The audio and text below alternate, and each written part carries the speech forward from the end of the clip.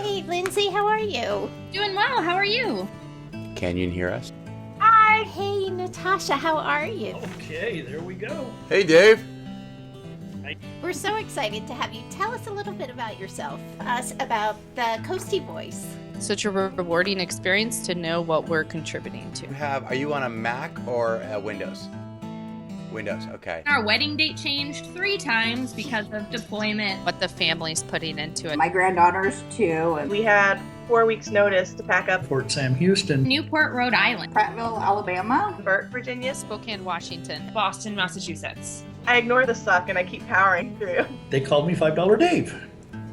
One was in Iraq and the other one was in Afghanistan. You have to kind of make it what you want, right? Life is so busy. Everyone is so busy. And we really wanted to gather resources and put it in front of the Coast Guard community. Will you tell us about the Yellow Ribbon Integration Program? Aha moment when my husband was deployed. It had combusted on its own, like so many family readiness groups do. Be kind, because it's not an easy life all of the time, right? I've made lots of mistakes. Now, what are your favorite things to do with your fellow spouses? Well, here at Sandboxx, they make fun of how technically challenged I am. I live my life with no fear. My son and husband were deployed at the same time. There are no unique problems. Our oldest daughter, this year, she's starting a cupcake stand with all proceeds going to the homeless. That's really where my heart is. What is that? This is from like the 1920s where the men would wear their little garter belts or something. So How many moves will you have had by then? This is 3. You're right on track. We did 23 moves in 30 years. I didn't even realize that we had that many deployments. He wooed me with food. I thought I wanted to be in the military, actually. I have one who's active duty as well, and it's just... That's hard.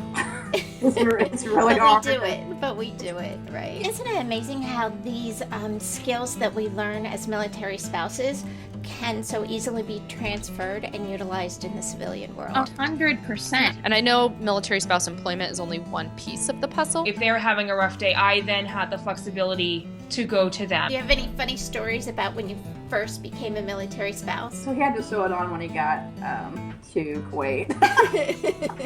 Way more good than bad out there. We resurrected the FRG. Focusing on the current day and the current deployment. I just love jumping right into the community, and volunteering is the best way that I've found to make a community my home. It's amazing. Questions? Every duty station has been very different for us. Your husband just volunteered to be the FRG leader. If I'm having a rough day, pancakes usually come out. You're totally double dipping. Not only did you marry a Marine, but you married a chef. How did you do that? I think the week before they deploy is the absolute worst. And if you can get through that, you've got it made. Learning the different cultures throughout each move.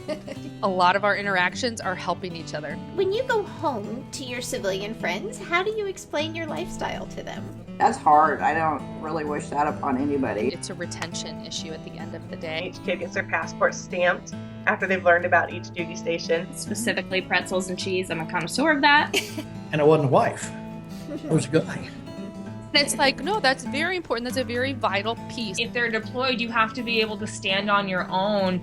There is no family readiness support for students' families. It takes some of these large federally funded organizations who have the manpower and the reach and the voice. You don't have that option if you want to thrive. What message would you like to send to all of our amazing military families? Keep being you.